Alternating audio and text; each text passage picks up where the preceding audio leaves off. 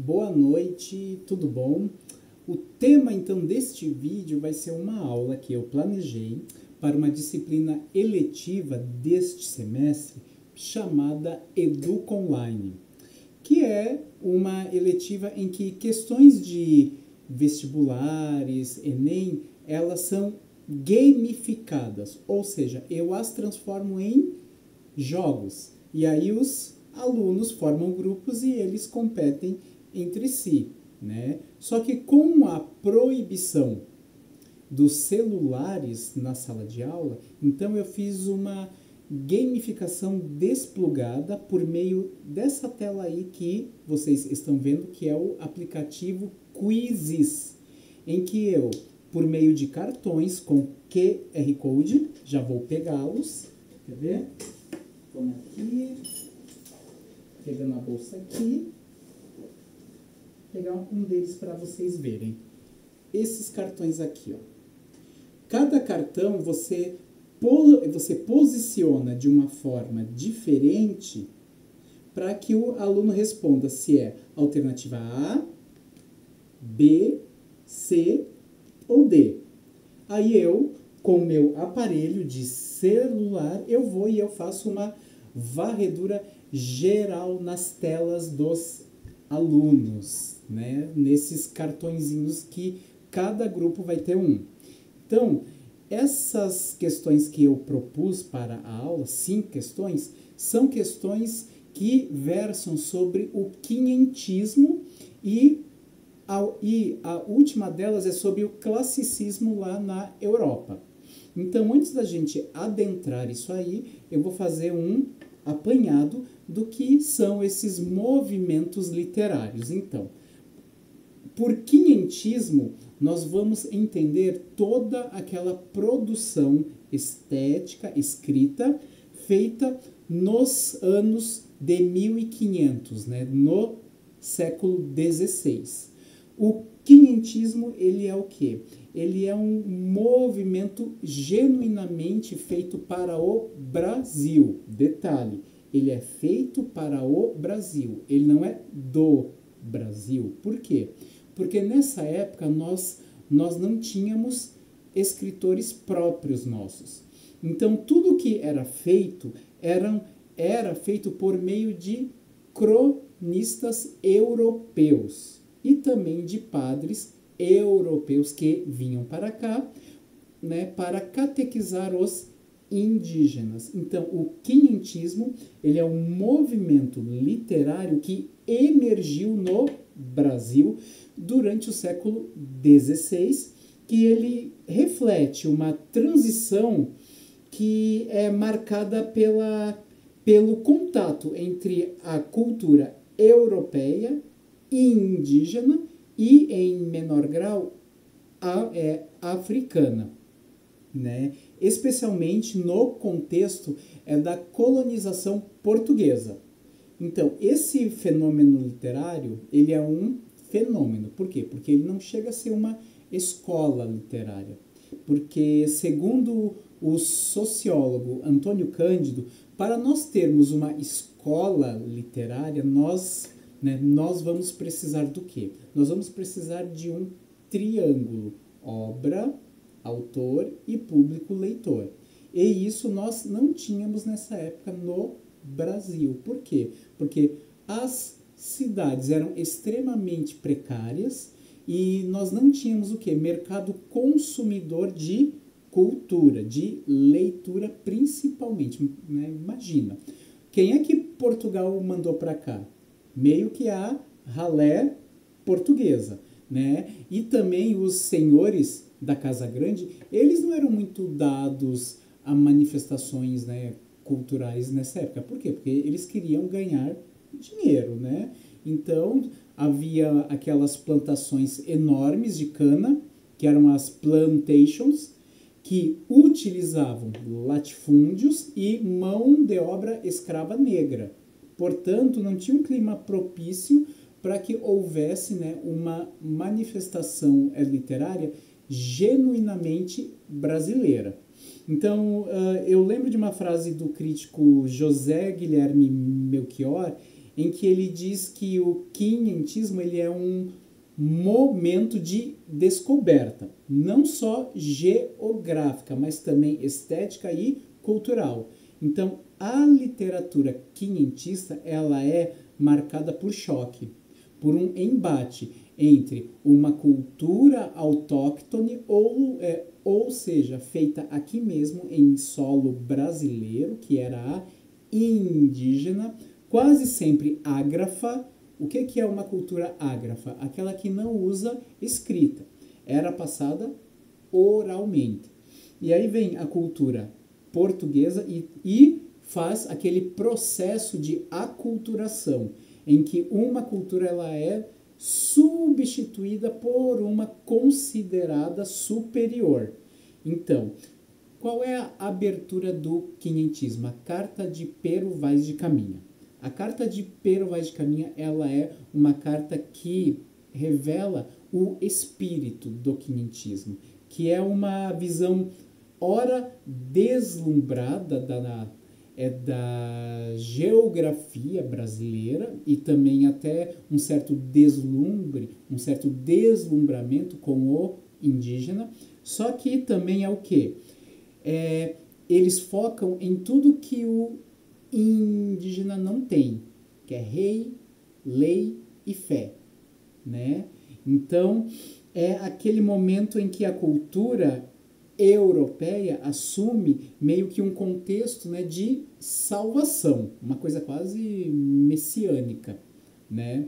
Então acontece aí, o primeiro contexto é de exploração e de aculturamento. E o que estava acontecendo lá na Europa durante isso, né? Só para fechar o quinhentismo. Então, nós temos duas vertentes do quinhentismo aqui no Brasil. Primeira, literatura informativa, que é calcada principalmente na Carta de Pero Vaz de Caminha e também em outros relatos de cronistas, principalmente o Pero Gândavo. Vocês procurem textos dele que ele fala muito da terra brasileira. Por quê? Porque os europeus eles tinham uma ânsia de encontrar metais preciosos também, o que causa até um certo desconforto da corte portuguesa, que eles não encontraram logo de cara ouro aqui no Brasil, né? E a outra vertente do quinhentismo é o quê? É a literatura catequética ou jesuítica, em que a recém-criada Companhia de Jesus, que era o quê?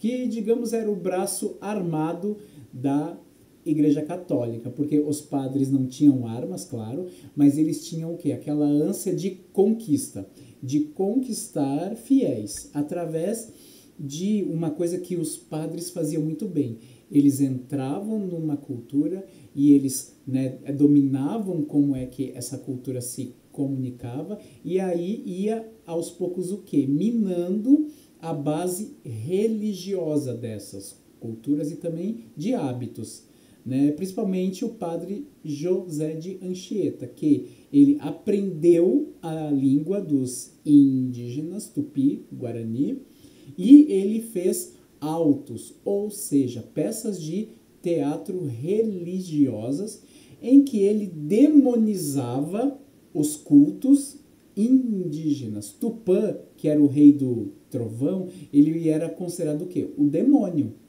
Frente a Jesus, que era sempre representado de uma forma suave, branda, e Tupã e todas as outras manifestações religiosas eram o quê? Eram elementos da natureza sobre os quais não se tinha controle. Então eles assustavam, né? Então esse processo era de susto. Enquanto isso, na Europa estava acontecendo o classicismo, que se consolidava como um movimento que buscou o quê?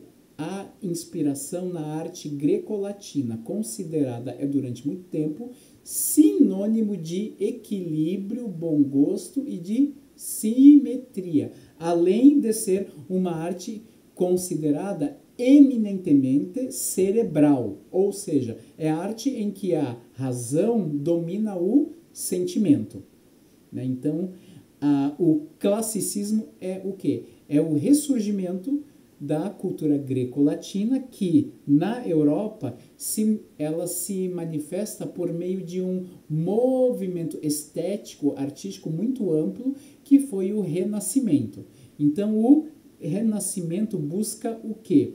Busca suplantar aquela visão medieval de arte, e que era teocêntrica, ou seja, Deus no centro do mundo. Então, as pautas sobre Deus, elas começam a cair, e as pautas sobre o homem comum, sobre o ser humano, elas começam a emergir. Então, o teocentrismo cai e o antropocentrismo sobe, né? Então, é bem isso aí que é o classicismo. E o classicismo, por ser uma arte totalmente influenciada pela arte grega, busca o quê? Forma fixa na literatura. O que é uma forma fixa na literatura? Poema em soneto, principalmente, mas havia outros estilos, como a ode, a écloga, que eu sempre me enrolo com essa maldita palavra, né? Então, o soneto foi o quê? Foi a forma primordial escolhida para traduzir de uma forma mais moderna aquele sentimento de perfeição, simetria e de comedimento na forma, que tinha que seguir um parâmetro considerado o quê? Ideal, modelar. Então, a arte clássica, ela volta lá no século XVI, principalmente na literatura e na pintura. Lembram daqueles pintores renascentistas em que as formas eram perfeitas, né?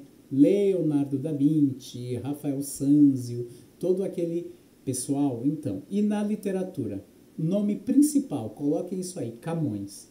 Luís Vaz de Camões é o poeta clássico português por excelência. Por quê? Porque a sua arte extremamente bem feita, os seus poemas seguindo aqueles ditames do comedimento, aquela coisa cerebral, bem pensada e também forma fixa, aquilo ali era uma resposta, segundo o crítico literário Mário de Almeida, aquilo ali era uma resposta ao caos da Idade Média, que é o retorno ao que veio antes da Idade Média. Sempre é assim em termos de arte, gente.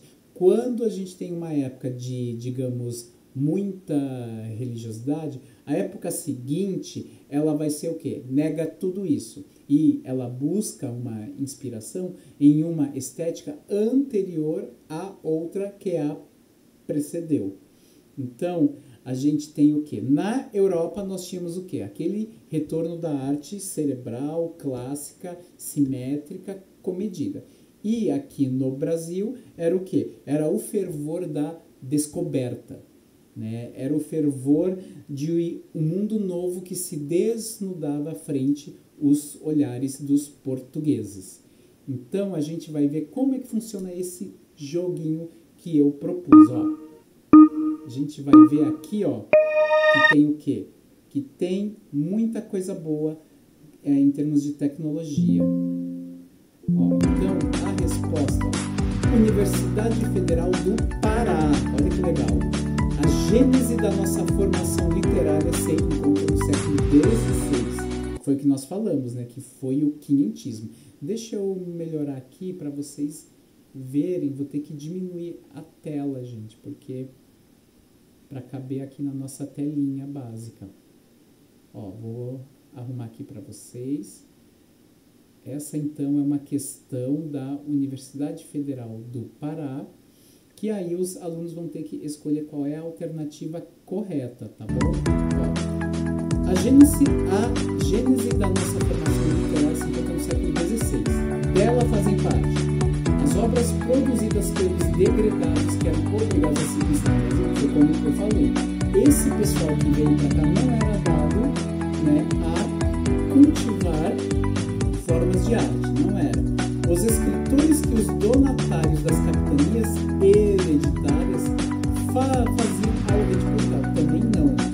Os relatos dos cronistas viajantes, ó, e as poesias de Gregório de Matos. Gregório de Matos veio no século XVII. Então, a alternativa correta é a C. gradualmente. Quando recebeu? FUVEST, ó, difícil, hein? Entende-se por literatura informativa. Lembra que eu falei que o quinhentismo ele tinha duas vertentes, formativa e catequética para jesuítica. Quem eram os autores de literatura informativa no Brasil? Conjunto de relatos de viajantes e missionários europeus sobre a natureza e o homem brasileiro. A história dos jesuítas que aqui estiveram no século XVI, as obras escritas com finalidade de catequese, os poemas de Padre Geraldo G. Conjunto de relatos de viajantes e missionários. Gente, viu que legal? Do Instituto Federal de São Paulo, a Carta de Pero Vaz de Caminha relata o primeiro contato dos portugueses com populações não europeias. Já houve contato de portugueses com populações não europeias antes, quando Portugal se lança aos mares. Primeiro ele conquista a África, ali a costa da África. Expõe a atitude compreensiva dos portugueses diante da barbárie dos índios. Nem todos os índios eram, digamos, bárbaros, né? Nessa acepção etnocêntrica, né? Que uma cultura se julga superior à outra. Revela a extensão e a fertilidade da terra. Seus produtos centrais, como ouro, prata e especialmente. Estaria certo se não houvesse o ouro e a prata, que aqui no Brasil demoraram a ser encontrados. Mostra o indígena alternadamente como selvagem e como inocente. Lembra que falei? Literatura de tensão, né? A prosa era tensa. Vamos lá então. FUVEST de novo, aí vem pro classicismo. Camões. Ó, tem o poemão do Camões aí. Busque amor, novas artes, novo engenho, para matar-me, e novas esquivanças, que não pode tirar-me as esperanças, que mal me tirará o que eu não tenho. Olhai de que esperanças me mantenho, vede que perigosas seguranças, que não temo contrastes nem mudanças, andando no bravo mar. Então, o que o Camões está falando ali? Ele trata o amor, né, em inicial maiúscula, como uma entidade, como um ser que pode ser estudado. Por quê? Porque eu lembro que eu falei, o classicismo Camões era uma literatura cerebral, em que ele buscava, né, personificar por meio de uma figura de linguagem chamada prosopopeia, tudo quanto era conceito abstrato. Ele tinha que explicar isso. Então ele pegava sentimentos, ações e transformava praticamente em pessoas ou em entidades assim, místicas. Né? Busque amor, novas artes, novo engenho para matar. Ou seja, o amor ele é o quê? Deliberadamente mal. E novas esquivanças que não pode tirar-me esperanças. Ou seja, o amor busca destruir, mas não consegue tirar as esperanças. Que mal me tirará o que eu não tenho. A pessoa não tem amor, então ela não pode ser privada disso, entendeu? Ó, olhai de que esperanças me mantenho, vede que perigosas seguranças. Mesmo assim, a pessoa se mantém o quê? Se mantém esperançosa em sentir. Temos aí então o quê? Nós vamos ver a pergunta agora. Neste poema é possível reconhecer uma dialética, ou seja, diálogo, embate de duas ideias para que haja uma síntese, uma ideia fim. Uma dialética amorosa trabalha a oposição entre o bem e o mal? Não. Proximidade e distância? Não. Desejo e idealização? Razão e o sentimento. E a última pergunta também sobre o mesmo poema. A FUVEST pegou esse poema e pôs duas questões. Uma imagem de forte expressividade deixa implícita uma comparação com o arriscado jogo do amor. Assinalar a alternativa que contém essa imagem. Engenho do amor? Engenho é o quê? É quando alguém tem uma técnica. Isso não é uma imagem que mostra algo perigoso. Pode mostrar algo que é ardiloso, mas não extremamente arriscado. Naufrágio em bravo mar, isso aí funciona.